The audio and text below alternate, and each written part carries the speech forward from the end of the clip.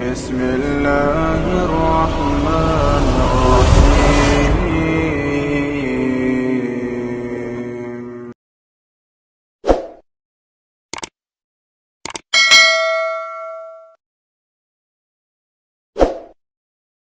Assalamualaikum warahmatullahi wabarakatuh. Alhamdulillahirabbil alamin wa billahi rabbil islam dinan wa bi muhammadin nabiyyi wa rasulullah la haula wa la quwwata illa billah. Bapak Ibu hadirin jamaah rahimakumullah, mari kita lanjutkan kajian kita tafsir Al-Qur'an yang pada malam hari ini saya akan menyampaikan betapa mahalnya kehidupan kita mau berbuat apa, itu semua adalah tergantung kepada apa yang kita kerjakan. Sambil kita menunggu layar ya Bapak Ibu, saya sampaikan mukadimah terlebih dahulu. Sebagaimana dalam surat yang pertama kali Allah turunkan kepada Nabi Muhammad Sallallahu Alaihi Wasallam, yaitu dalam surat Al-Alaq. Yang pertama, Iqra bismi rabbikal ladzi khalaq. Yang kedua, Iqra wa rabbukal akram alladzi 'allama bil qalam. Yang mana Allah Subhanahu wa taala mengajarkan kita dengan kolam pena. Artinya manusia itu diperintahkan untuk belajar, manusia itu menulis, manusia itu membaca. Walaupun di situ allama bil qalam. Kemudian allama al-insana ma lam ya'lam. Allah lah yang akan mengajari kita, Allah lah yang akan memberikan pengetahuan kepada kita.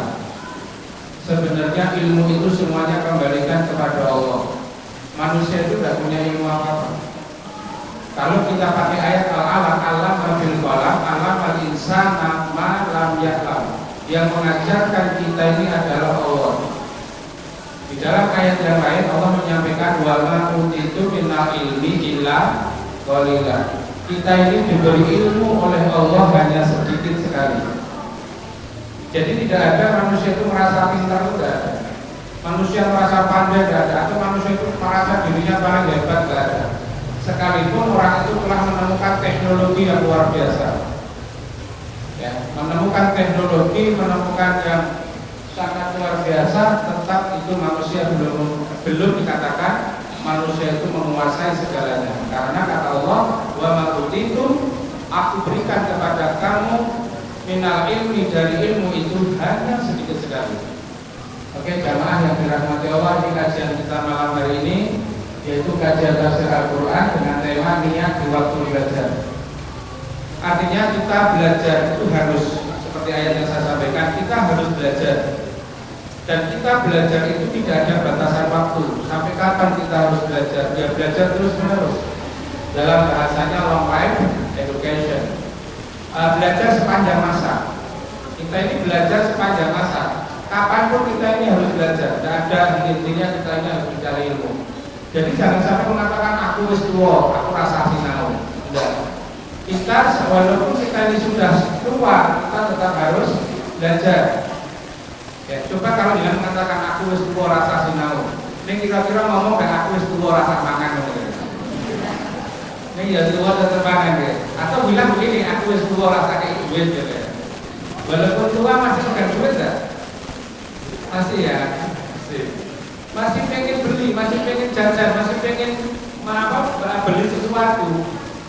Nah, maka di sini saya sampaikan adalah ilmu gitu ya. Makanya ilmu itu harus kita pelajari, ilmu itu harus belajar. Long life education, sepanjang masa kita ini harus belajar tentang ilmu. Apalagi ilmu akhirat.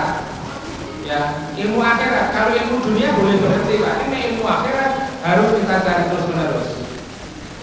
Ya, maka mohon maaf, kalaulah kita sebagai abdi negara, kita membantu pemerintah, membantu negara, itu ada istilah pensiun. Tetapi di dalam berjuang, di dalam berdakwah ada pensiun enggak? Aku pensiun rakyat ya. habis pensiun prasolat. Ada enggak? Enggak ada. Tetap terus. Ya, itu tetap terus kita jalankan. Makanya ketika kita belajar itu harus terus menerus sepanjang masa. Maka bapak-bapak dan ibu-ibu jamaah rahimahullah, coba mari kita belajar. Ya, di amanah ini kita kita dengungkan kita ini untuk mencintai ilmu. Ya, kita untuk menyayangi ilmu.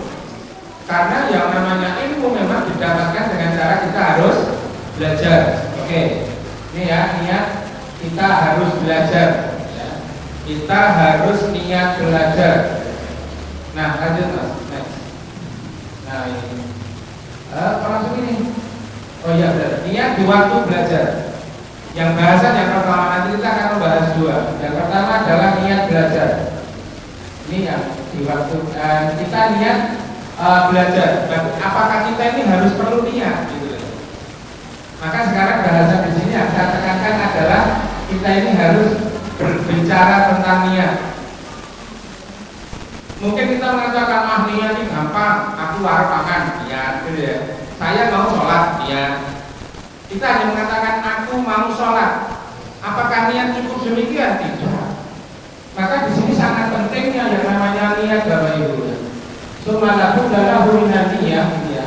Sumalaku dalahu minaniyah fi zaman taklid dan fi zaman ta'allum al-ta'allum ilm. Jadi bagaimana ketika kita ini mau belajar itu harus punya niat.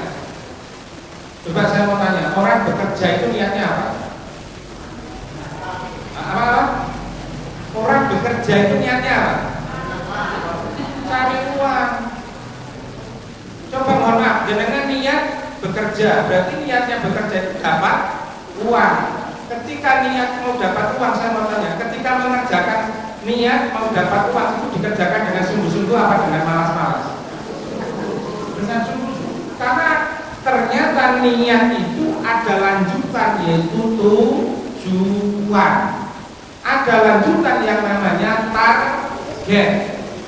Jadi orang berniat, kalau anak kecil saya niat mau puasa, mungkin dibatin mereka ya. Saya mau niat sholat, saya mau niat itu, apa itu, ya gitu bapak gitu ya.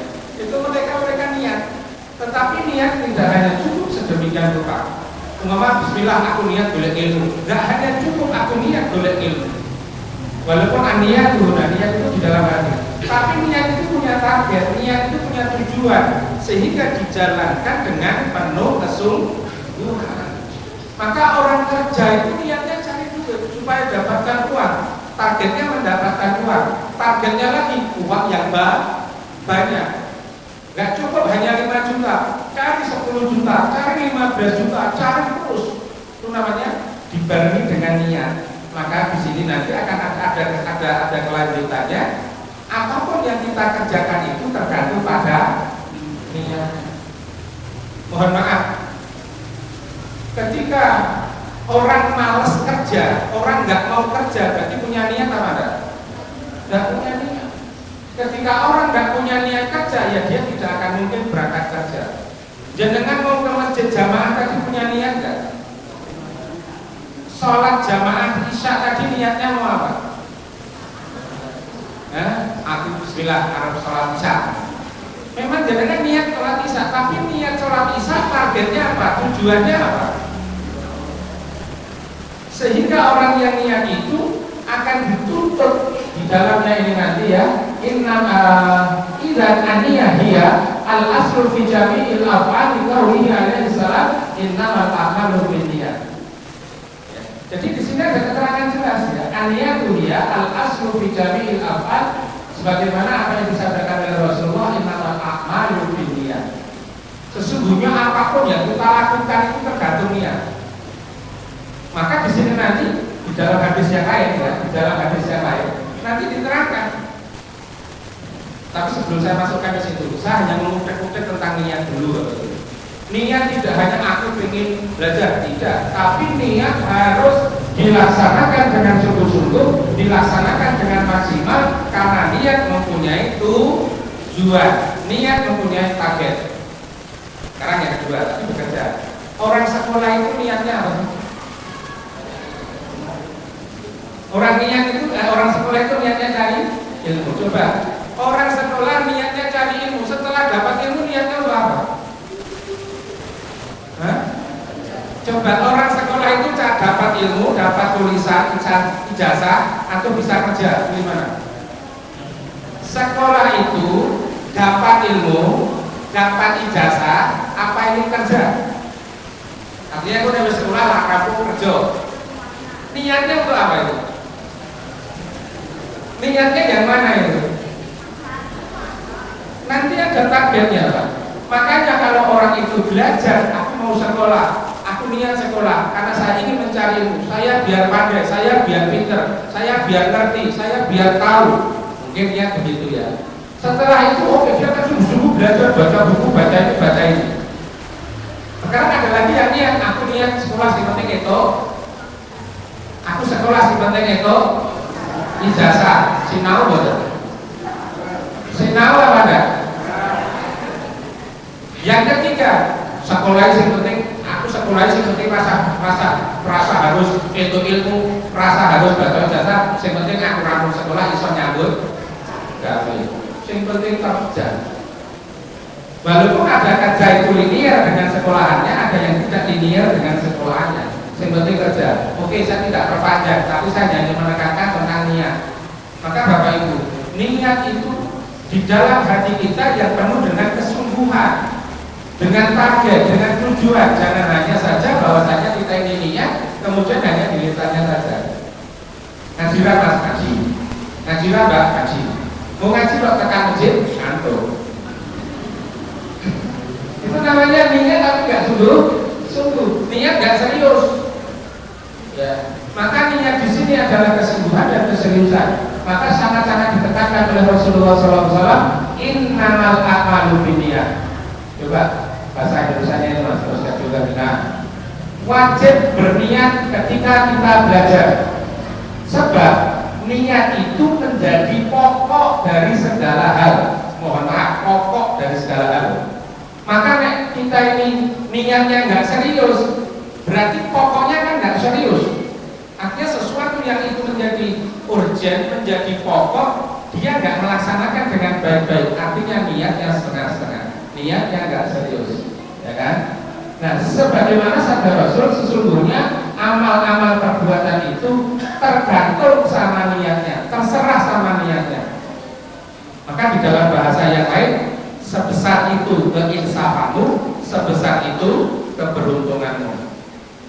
Kalau kita sadar, kita insaf yang banyak, maka dapat yang banyak. Umpama jamaah yang dirahmati Allah, sebagai panitia takmir masjid atau marbot masjid atau pengurus masjid atau orang yang peduli dengan masjid. Coba kalau lihat, jenengan itu pengen jamaahnya ngaji itu banyak, apa jamaah ngajinya sedikit? Tergantung niat. Tergantung niat. Artinya niat kita, kalau kita pengen mengundang jamaah ngaji itu banyak orang, ya berarti dia akan niat dengan sungguh-sungguh.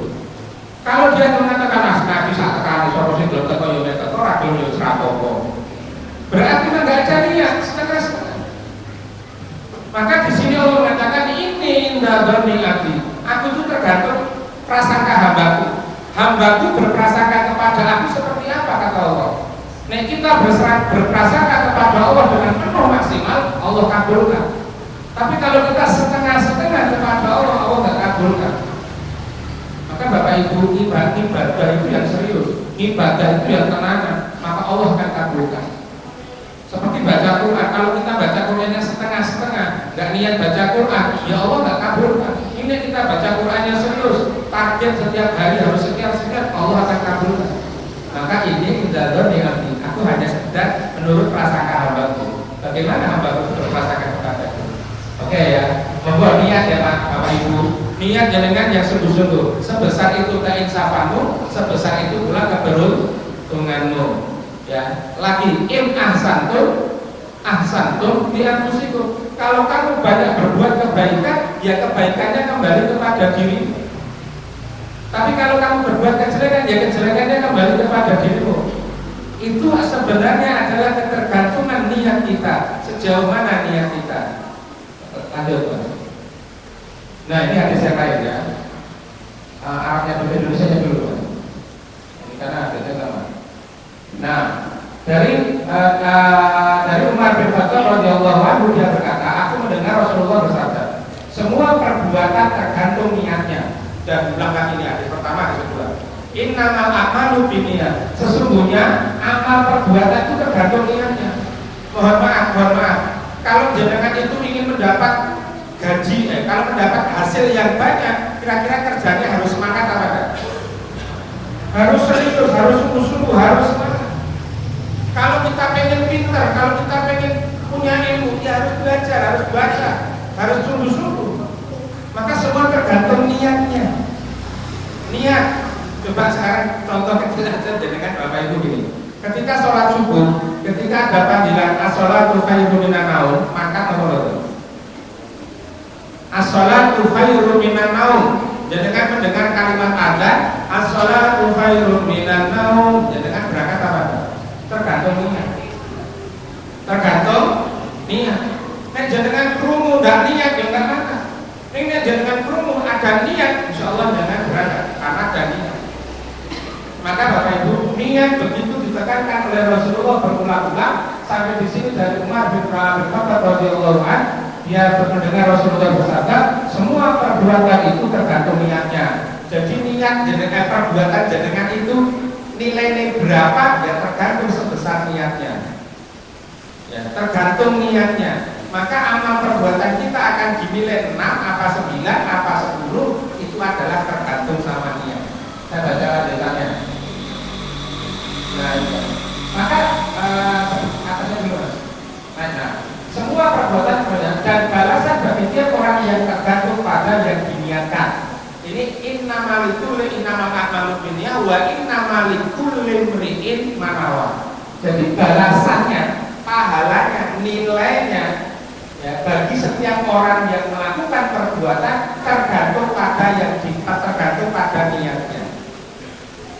Jangan umpama ya, tak suruh bawa pulpen mungkin mau nulis. Nah, mau nulis itu umpama jangan menulis ada pekerjaan tolong tulis.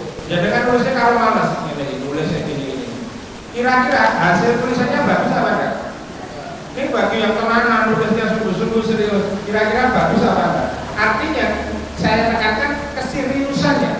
Sama-sama orang ini ahli nulis, sama-sama orang ini bagus tulisannya. Yang satu dengan penuh kesungguhan, penuh niatnya, yang satu niatnya separuh-separuh, yang satu nggak punya niat. Komputernya podo, yang satu niat, yang satu nggak niat, yang satu setengah-setengah, yang satu nggak niat. Sama-sama dikasih buku, sama-sama dikasih kertas, sama-sama dikasih pulpen, hasil tulisannya sama. Bagus semuanya pada. Sing nulisnya asal-asal nggak bagus. Pintar saya sana. Karena saya udah males dulu, nggak ada niat.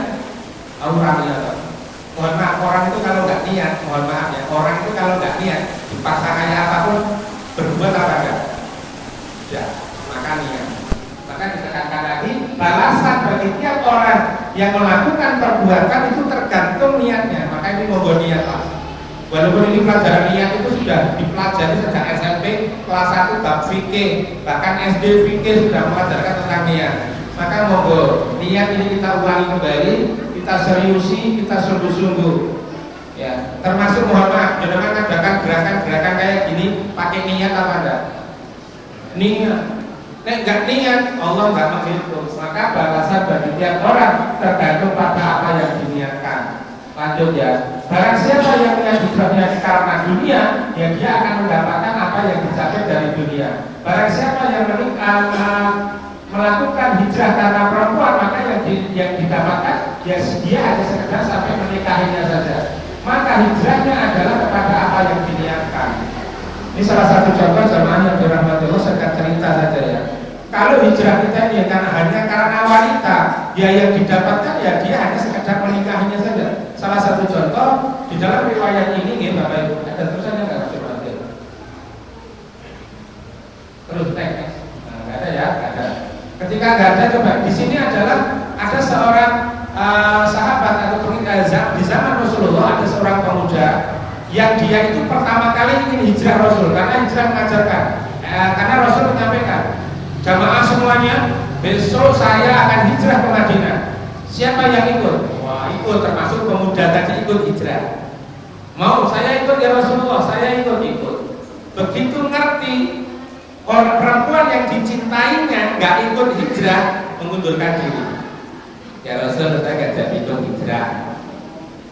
Ketika dia nggak ikut hijrah, maka dia tidak hijrah.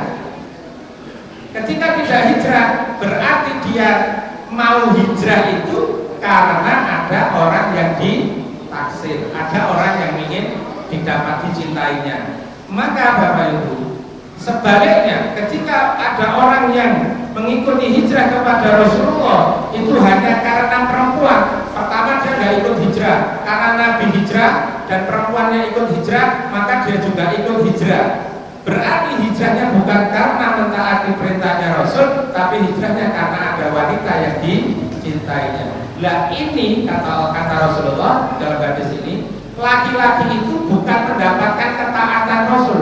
Orang ini bukan karena mengikuti perintah Allah, tapi orang ini hanya karena nafsunya yang hanya ingin mendapatkan wanita itu. Maka ya dia dapatnya hanya sampai menikahinya saja. Tidak dihitung oleh Allah, dia ikut hijrahnya itu nggak dihitung.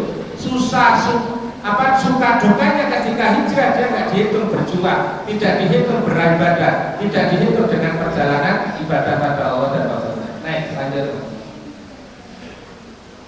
Nah ini, Bapak Ibu jamaah yang dirahmati Allah. Di sini akhirnya, ini yang nomor berapa nih Mas? Ini bukan yang kedua ya, yang buruk itu ya. Yang buruk. Ini masuk bagian kedua kayaknya. Lanjut, anak naik atas. Nah, ini. Sekarang bagian yang kedua. Tadi kalau bagian yang niatnya. Sekarang bagian yang kedua ini adalah judulnya Mas, judulnya dulu. Saya tak nerangkan judulnya. Niat baik dan buruk. Ada orang itu niatnya baik, ada orang itu niatnya buruk. Ada orang itu berniat baik, ada orang itu berniat buruk. Mohon maaf, pencuri itu niatnya baik apa buruk? Enggak, maksud saya, aneh hasilnya kok juga mau pengen bojone aku nggak tahu. Saya hanya mau nanya gini, orang mencuri itu niatnya baik apa buruk? Ya kan? Kan nggak ada mungkin orang mengatakan aku niat mencuri biar yang saya curi seneng hatinya ya. Kan mesti tidak loh Pak. Barang yang kita ambil dari cara yang tidak benar pasti marah. Ya, maka di sini ada niat baik dan di sini ada niat buruk. Oke, saya teruskan. Yuk ayatnya apa? Arabnya ini. Nah, wa ya bagi ayat bilang ta'ayyun bi talabil ilmi ridha Allah. Jadi kita ini harus meniatkan ya. Coba sekarang ayat Indonesianya ada biar mudah nantinya. Ini penting Pak. Niat dalam hal niat belajar. Di waktu belajar ketika kita ini belajar seperti Bapak Ibu di masjid ini kan niat belajar. Bapak Ibu ketika niat belajar ini hendaknya, jadi tidak apa-apa. Oke. Di waktu kita ini belajar hendaknya berniat mencari ridhonya Allah. Nah, ini. Jadi kita belajar seperti ini adalah yang pertama kali harus diniatkan mencari ridhonya Allah. Ketika kita belajar mencari ridhonya Allah, ya pikirannya ya hanya untuk Allah kita ingin belajar. Karena ridhonya. Karena kalau sampai tidak diridhoi kita akan dimurkai.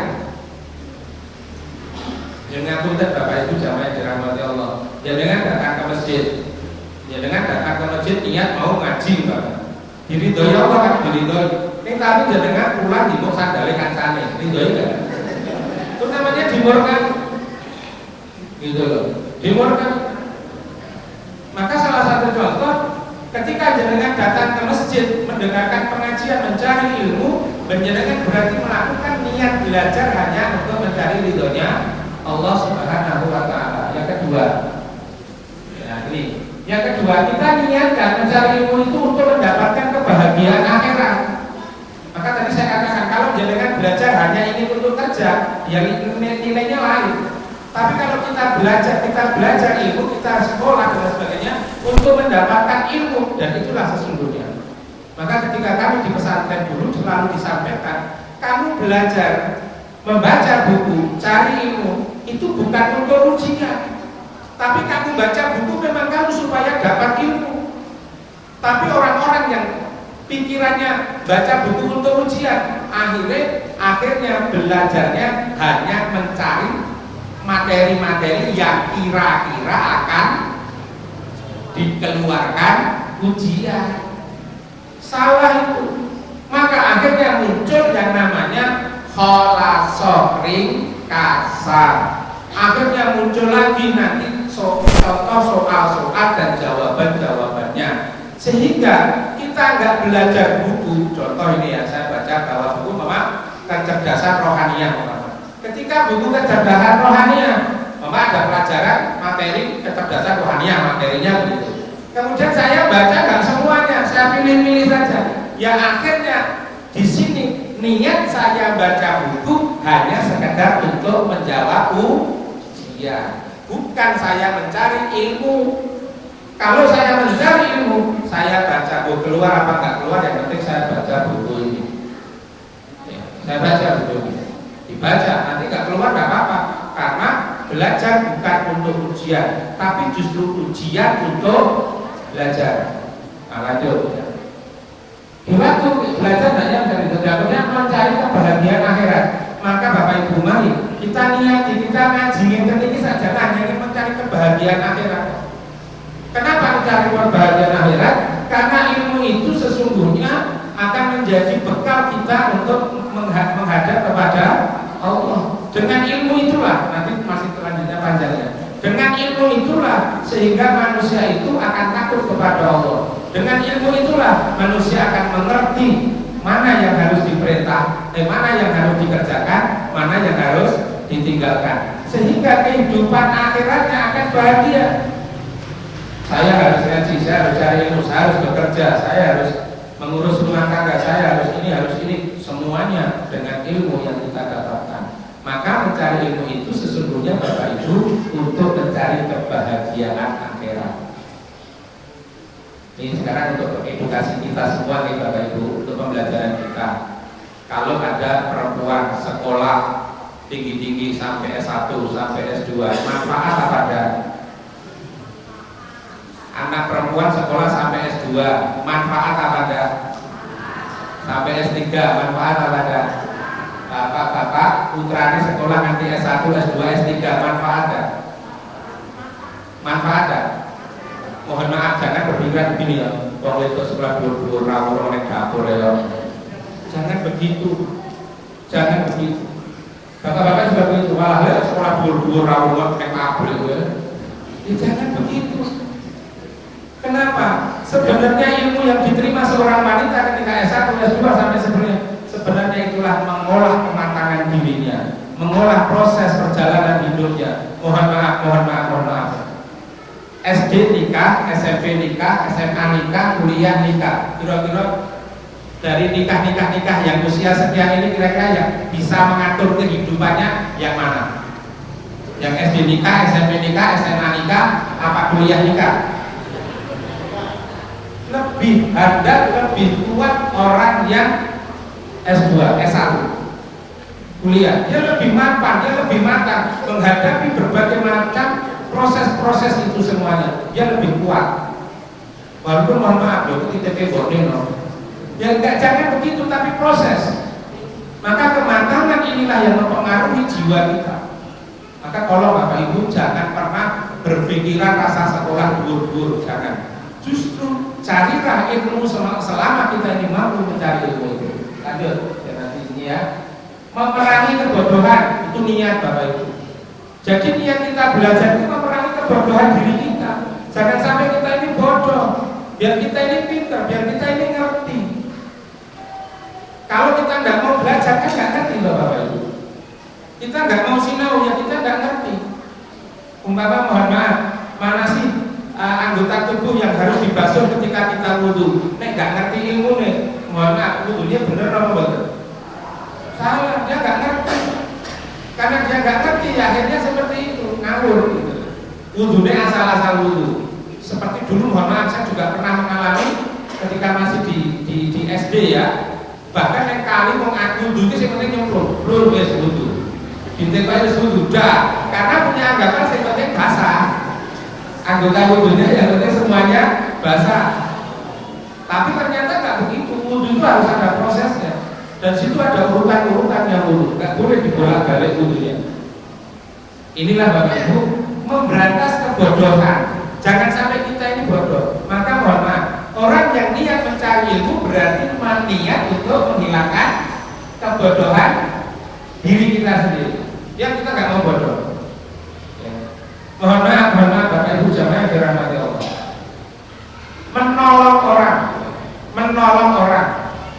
Ketika orang menolong orang yang punya ilmu dan nggak punya ilmu, kira-kira semangat mana yang menolong itu? Orang yang punya ilmu dia menolong akan lebih semangat karena Pak ngerti. Menolong itu termasuk yang diperintahkan Allah, yang termasuk mendapatkan pahala yang besar dari Allah. Mana buktinya? Wallah fi aunil abdi maka al-abdu fi auni abdi. Ya, demi Allah. Barang siapa yang menolong hamba atau menolong sesamanya, kalau kita ini menolong sesama manusia, maka Allah akan menolong kita juga. Jadi kalau kita suka menolong orang, maka Allah akan menolong kita. Maka Bapak Ibu jamaah yang dirahmati Allah, sedikit saya sampaikan begini. Menjadi orang baik itu gampang apa susah? Menjadi orang baik itu gampang apa susah? Bapak Ibu jangan ada sepuluh ngaji itu boleh ngomong dulu ya. Kira-kira jadi orang baik itu gampang apa susah? Gampang. Loh, nek saya mohon maaf, coba saya bandingkan. Menjadi orang baik dengan menjadi orang yang bermanfaat susah mana? Jadi orang baik itu gampang. Yang penting aku ora ganggu wong, yang penting aku menengahi. Wis aku tak menengahi. Aku nang masjid makan, mulai. Aku ora nyenggol sapa-sapa. Baik gak? Baik gak? Baik. Kalau yuran, ora dijaluk ya wis menang wis. Baik gak? Baik. Aku ora tau larang sapa-sapa. Aku makan masjid, makan, rampung mulai, gotong royong makan, rampung mulai. Nek aku menang, wis ora ngomong. Baik gak? Tapi jadi orang yang bermanfaat susah. Karena jadi orang bermanfaat perlu perjuangan. Menjadi orang bermanfaat perlu berjuang, membagi, memberi, berpikir, menolong. Semuanya menjadi orang bermanfaat lebih sulit. Tapi kalau jadi orang baik, sebenarnya wes Pak. Maka mohon maaf, jangan sampai ada di masyarakat kita, jangan sampai orang Muslim hanya mengatakan aku ini orang ngomong, aku sih penting mendengar terus. Rangga aku sopo-sopo. Sebenarnya ya, jangan. Ya mohon maaf. Islam tidak mengatakan itu. Wong Islam mengatakan jahidu, berjuanglah, berjihadlah bi amwalikum wa anfusikum, berjuanglah dengan harta bendamu, berjuanglah dengan jiwamu, artinya sampai kematian. Berjuang. Ini tuh iman yang sehat, iman yang sudah tinggi sekali. Dia berjuang, berjihad, bermanfaat istilahnya itu dengan jiwanya dan dengan hartanya. Hartanya cuma melu juga berjuang, hartanya melu kaku. Oke itu ya. Maka di sini adalah bagaimana kita menghilangkan kebodohan diri sendiri. Maka orang kalau mengerti tentang ilmu itu, kebodohan itu akan hilang. Maka dia akan banyak berbuat. Karena sudah tidak ada kebodohan dalam diri. Jangan sampai dia. Mohon maaf ya. Ketika masjid ini sudah sesak, nggak cukup, menang apa dipikirkan? Pikirkan. Umpama dalam jamaah amanah dan nangis kabeh kaweh. Dipikirkan apa dibiarkan? Dipikirkan biar caranya dorang oleh kan begitu. Dipikirkan, kita berpikir. Anak-anak kita ini umpama Bapak Ibu. Anak-anak kita ini butuh permainan, nggak ada permainan. Pikirkan. Ya, kemarin saya juga dapat share-sharean itu ya. Apa? Ada sepeda darsubuan kaki cilik diajak sepeda sama kamera masjidnya. Menu dong kita itu ya. Share itu, oh ya sudah nggak apa-apa kebaikan. Artinya ada gerakan. Dia berpikir bagaimana anak-anak kecil mau nyentral masjid. Jadi setarnya dari masjid, setar di masjid, finish di masjid, kegiatan di masjid. Mau nggak sih katanya? Jadi ini berpikir kembali ya, menghilangkan kebodohan diri. Maka kita harus selalu berusaha untuk bermanfaat. Yang berikutnya, melanggengkan Islam. Ya. Jadi mengembangkan agama dulu ya. Membawa diri mengembangkan agama dan melanggengkan Islam. Kita mencari ilmu itu sama dengan mengembangkan agama. Agama Islam perlu dikembangkan agama. Kalau Islam Al-Quran nggak ada yang mengkaji, siapa yang akan mengembangkan agama Islam? Siapa yang akan tahu kalau menolong? Siapa yang akan memintakan sesama saudaranya, siapa yang akan amar ma'ruf nahi munkar, siapa yang akan memberikan ilmu kepada sesama kita? Tidak ada. Maka mencari ilmu itu adalah mengembangkan agama dan melanggengkan agama Islam. Islam ini harus ditingkatkan, ada dikembangkan. Islam ini harus selalu dimajukan. Kalau orang sudah tidak suka ilmu, orang belum boleh ilmu, sing ngejoke agama Islam sinten? Coba saya mau tanya, kon imam doga, kon ngaji ngeten doga, sinten sing ngarep mengembangkan? Siapa yang akan memajukan Islam? Saya mau tanya, siapa yang mau memajukan Islam? Tidak ada. Padahal tersebarnya Islam itu justru dari surau-surau kecil, dari musola-musola kecil, dari tempat-tempat kecil yang muridnya 5, 6, 7. Terus terang, saya tuh merasa saya dibesarkan dari musola yang dulu. Dan saya masih ingat guru-guru saya ngaji Quran raiso dijiwiti sikil terus. Loh iya, termasuk Mas John itu ya. Mas John itu. Terus Mas Darmawan yang sama itu, terus Mas Nur Barokah, ya kan? Saya ingat tipe-tipe itu saya tahu. Maka itu terkesan, saya mengatakan dia, mohon maaf ya, masih terkesan ketika dia mencubit saya betul-betul kaiso dicubit nanti iso. Maka Bapak Ibu jamaah yang dirahmati Allah, Islam ini akan berkembang kalau kita mau mencari ilmu. Kalau kita tidak mau mencari ilmu, kapan agama kita ini akan tersebar? Ada siar-siar Islam itu akan ada kalau kita sudah tidak mau belajar. Yang aku jatuh jangan aku belum ngaji belas masjid itu sholat tok. Mohon maaf, bagaimana tersiarnya Islam? Berkembang atau tidak berkembang? Oke ya Bapak Ibu. Nah terus zuhud, takwa. Kalau tidak berdasarkan ilmu, maka ketakwaan, keimanan, kezuhudan itu tidak ada manfaatnya. Maksudnya ketika kita ini bodoh, ketika kita nggak punya ilmunya, nggak ngerti semuanya, tapi ngaku takwa, ngaku zuhud, ngaku iman, ya nggak bisa. Karena semuanya itu harus dengan ilmu. Contoh, saya mengatakan zuhud, terus kadernya Ghazali, benar apa salah? Saya mengatakan zuhud, ya zuhud, akhirnya saya ini meninggalkan dunia, saya tinggalkan betul-betul, nggak mau kerja, nggak mau ngurusin keluarga, nggak mau apa saja, yang penting aku yang ibadah terus, benar apa salah? Salah. Ya. Takwa ini ya, nggak punya ilmu pak, kurang gede gitu, kurang kecil, benar apa salah? Tapi sampai Nabi mengatakan, ada orang itu di masjid, kamu ngapain di masjid? Saya di masjid karena kalau pulang kita utang. Maka saya ibadah di masjid terus. Nabi mengatakan salah, nggak begitu. Ya? Nggak begitu, tapi justru kamu itu pasrah kepada Allah. Tadi dikasih doa kan dari Rasulullah. Nih saya kasih doa kalau ini diamalkan. Tapi bukan berarti kalau sudah dikasih doa terus nggak mau kerja. Maka tetaplah kamu mencari nafkah, mencari penghidupan dunia. Tapi dekatkan dirimu kepada Allah. Allah akan memberikan, menyelesaikan urusan-urusanmu. Allah akan memudahkan segala urusan-urusanmu. Oke, lanjut Mas. Tinggal sedikit lah. Nah, ini hanya contoh syair saja guys. Saya bacakan artinya. Pertama kali yang hancur dulu. Fasadu kabir alimil mutahaddiq, hancur, lebur. Fasadu kabir itu kerusakan yang parah gitu ya. Maka di sini diartikan hancur lebur.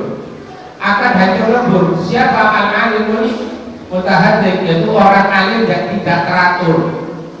Al-alim orang yang tahu tapi dia tidak ngerti aturan, dia nggak tahu ilmunya, nggak ngerti ilmunya, asal.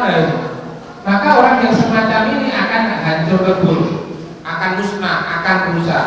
Sebelah Mas. Nah ini. Wa abdalun mujahilun mutanasikun, lebih parah lagi, lebih hancur lagi, lebih lebur lagi. Bila si jahil, orang bodoh, ibadahnya ngawur. Wis ra duwe ilmu, ibadahe asal-asalan, ngawur. Salat tengok-tengok, Allahu Akbar, iki sapa iki? Allahu Akbar. Apa tuh ini gak lagu? Umpama orang sholat tuh kayak gini gitu ya. Ini namanya orang ibadah yang gak punya aturan.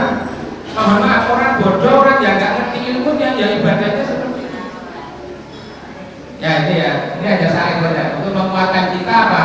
Untuk menguatkan supaya cari ilmu itu benar-benar mencari ilmu itu ya benar-benar untuk ridhonya Allah, untuk mengenai kebahagiaan akhirat, untuk menghilangkan kebodohan, untuk mengembangkan agama kita, dan untuk melanggengkan Islam kita.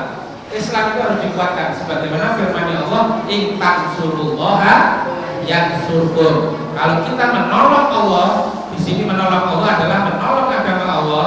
Menolong agama Allah caranya sinau, mengaji, sinau, pelajari. Sehingga kita mengaji, mempelajari itu sudah termasuk kita ini menolong Allah Subhanahu wa taala. Wa yusabbit aqdamakum. Allah akan muahad. Next, lanjut. Jalan itu saja. Nah ini kita ini saya sampaikan fitnah tadi. Naikkan dulu. Nah, huma fitnatul lil alamin azimah. Keduanya akan menjadi fitnah menimpa ganas di dunia. Artinya, nek wong pinter ning ngawur, nek wong pinter ning teratur, kemudian wong bodoh ngawur, dua-duanya akan menjadi fitnah yang luar biasa. Akarnya akan menjadi kehancuran dan akan menimpa dunia ini luar biasa. Maka kalau masyarakat kita ini, mohon maaf, masyarakat ini dorang ngerti, ning ngomong so ngerti ngawur loh. Kemudian kalau kita nek wong pinter ning teratur, ilmunya bagus ning ra tau jamaah, ilmunya pinter ning ra tau nglakoni, ilmunya ada tapi nggak pernah mensosialisasikan. Ini namanya orang nggak teratur. Ya, dan di sini akan menjadi fitnah saja, akan menjadi musibah saja.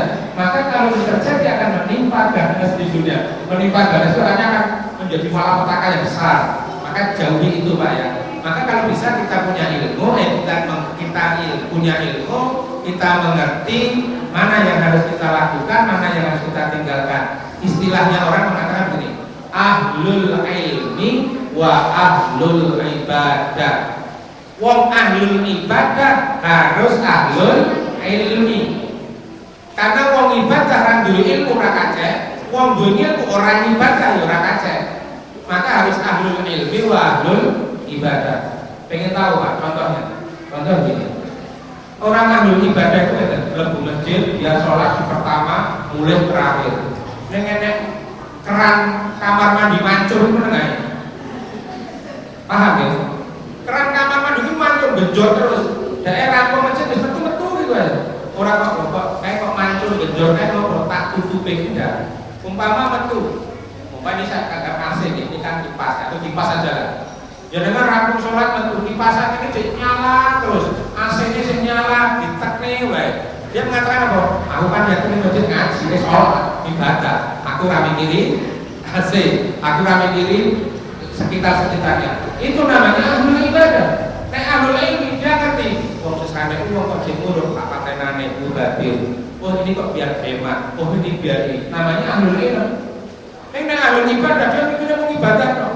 Wong ibaratnya kita ke masjid begini, kita ke masjid dan sebagainya, ada sesuatu yang tidak beres di masjid kita kayak orang nggak digagas. Itu namanya orang yang hanya ikut dengan ahlul ibadahnya saja, ya nggak cuek dengan ahlul ilmu. Oke, saya lanjutkan. Lanjut. Terus. Nah, ini yang kedua Pak. Niat mencari ilmu itu apa? Ini lihat. Wa yami bihi asyukru ala nikmatil akal wa sihatul badan wa la yami bihi iqbalu an-nasi alaihi. Maksud artinya sekarang, dengan belajar itu harusnya dengan diniati, hendaklah diniati untuk mensyukuri nikmat akal, mensyukuri nikmat akal. Jadi awake dhewe sinau itu syukuri akal awake dhewe niku lho. Ya Allah, aku diberi akal yang sehat, tak nggone sinau. Aja duwe akal sehat dienggo ngakali. Nek duwe akal itu sinau. Sinau punya ilmu sehingga akalnya menjadi akal yang benar, menjadi akal sehat. Lanjut. Dan mensyukuri badan yang sehat. Badan kita ini sehat, ayo golek ilmu. Makanya niat kita mencari ilmu itu hendaknya diniatkan untuk mensyukuri akal kita dan mensyukuri badan kita. Ojo akal itu digurke mawon. Dan juga jangan akal kita hanya untuk mikir dunia saja, enggak. Tapi kita gunakan ilmu sehingga menyelamatkan kita dari dunia. Oke. Kemudian Bapak Ibu diniatkan untuk mensyukuri kenikmatan amal akal dan badan yang sehat. Nah, belajar yang paling penting Bapak. Kalau digaris bawahi. Belajar jangan diniatkan untuk mencari pengaruh. Wong sinau pun boleh pengaruh. Direwani sekolah sampai luar negeri hanya untuk status, ya kan? Hanya status, biar punya pengaruh yang luar biasa. Jangan. Maka tadi sekolah jangan diniatkan untuk cari jasa. Jangan sekolah hanya untuk bekerja. Di sinilah. Jangan hanya mencari pengaruh. Kemudian jangan hanya mencari kenikmatan dunia. Dan bisa boleh nikmati dunia yang banyak-banyaknya. Dia jadi punya hartawan, punya miliaran duit, punya rumah yang mewah. Jadi ilmu itu hanya dikejar untuk mencarikan itu saja. Salah besar. Maka ilmu ini harus dikembalikan kepada Allah, yaitu adalah tadi kembali kepada niat. Maka jangan diniatkan untuk mencari pengaruh, jangan diniatkan untuk kenikmatan dunia, ataupun jangan mencari kehormatan di depan penguasa. Mohon maaf, kita ini hanya ingin mencari biar dihormati, maka kita mendekati penguasa itu, mencari supaya kamu pintar, kamu hebat, kamu ini, kamu ini. Tapi semuanya hanya kenikmatan dunia. Dia hanya mencari pengaruh dunia. Dia hanya mencari kehidupan dunia saja. Paham ya Bapak Ibu? Silakan nanti kopi itu ada di situ. Next, terakhir penutup. Nah, ini saya singkat saja. Walaupun ada satu kaitan, tapi saya ringkas dalam ringkasan ini. Amal dunia akan menjadi amal akhirat. Ini ringkasan. Jenengan ngamal teng donya urip teng donya niki, napa mawon sing jenengan lakoke, sing jenengan perbuat, itu akan menjadi amal akhirat. Maka dengan demikian niatlah yang benar. Jenengan nyapu, kuwi amal donya to. Nyapu niku amal donya, resik-resik masjid amal donya. Ning nek jenengan niatkan yang benar menjadi amal akhirat. Nyuwun ngapunten enek wong muto nyebrang dalan atau orang tua nyebrang dalan, jenengan sebrangke, jenengan gandeng amal donya. Nek niat jenengan bener menjadi amal akhirat. Nek jenengan nyebrangke mung diopahi, tak sebrangke ya Pak, niku diopahi ya Pak. Berarti niku napa? Amal donya apa amal akhirat? Amal donya.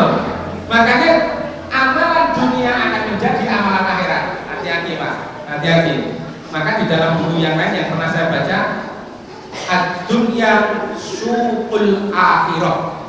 Dunia ini pasarnya akhirat. Dunia ini pasarnya akhirat. Maka karena ini dunia ini pasar, apapun yang kita beli, apapun yang kita miliki, bisa jangan digawa ning akhirat. Maka apapun yang kita lakukan dari kemarin sampai sekarang, sajane teng donya niki pasar, Pak. Niki pasarnya akhirat, menuju ke akhirat. Maka jangan sampai dunia ini laibun walahun, dunia ini berbu seneng-seneng tok, berfoya-foya tok.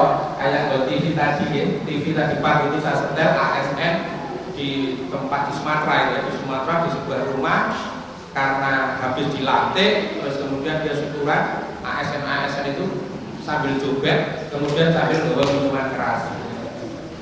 Tapi itu apa nih? Joget ibu-ibu nyanyi-nyanyi itu. Subhanallah, ya itu ya. Karena memang sekarang bawaannya ke situ, Pak. Nah ini, Pak Muhammad, kalau dia melakukan itu amal dunia. Padahal amal dunia akan menjadi amal akhirat. Nek akhiratnya surga, alhamdulillah. Nek akhiratnya neraka, luar biasa. Jangan sampai. Maka saya ingatkan, amal dunia akan menjadi amal akhirat. Yang kedua, baik buruknya amal akhirat tergantung baik buruknya amal dunia. Jadi baik buruknya akhirat kita besok itu tergantung amal baik buruknya di dunia. Ayo coba itu. Nek di dunia kita ini baik, insya Allah ten akhirat baik. Nek ten dunia ini amal akhiratnya jelek, ten akhirat juga akan jelek. Pun kantongan pilih. Maka Bapak Ibu, amal dunia ini tergantung niat jenengan. Maka wa ma khalaqul jinna wal insa illa liya'budun. Kabeh niki jangan berbuat ibadah. Maka mohon maaf umpama jenengan pengajian iki melu nyingkirke gelas, melu nyingkirke piring. Nek jenengan niate bener amal akhirat. Nek jenengan nyingkirke gelas mergo mergo sesuatu yang lain, ya mungkin amal dunia itu hanya amalan dunia saja, agar tidak akan menjadi amal akhirat kita ya. Maka Bapak Ibu kembali tergantung maka untuk itu Bapak Ibu amanat, marilah coba kita bangun niat kita yang baik. Ini masih ada lanjutannya, nanti saya lanjutkan supaya apa Bapak Ibu? Maksud saya pengajian kayak begini, ini bukan hanya berhenti pada Bapak Ibu, tapi mendidik ini loh generasi kita. Kita sepur itu aja nunggu nopo. Kajian amanah kita bikin seperti ini memang kami niat supaya generasi ini mendapatkan sesuatu yang lebih hebat, mendapatkan sesuatu yang lebih baik. Mimpi kita harus panjang dan kita mendapatkan yang lebih panjang juga. Maka Bapak Ibu, amal dunia akan menjadi amal akhirat tergantung niat. Baik buruknya amal akhirat tergantung baik buruknya amal dunia. Maka ini juga tergantung niat. Maka mohon Bapak Ibu, podo-podo ning dunya ini gimana ya? Podo-podo mlaku, podo-podo sing mlayu, podo-podo sing turu, podo-podo sing tani, podo-podo sing dahar, podo-podo sing boten dahar. Yuk niatkan yang baik untuk akhirat kita. Maka Bapak Ibu mohon maaf ini untuk terakhir kita ya. Jenengan dahar, makan, masuk mulut hanya jadi kotoran.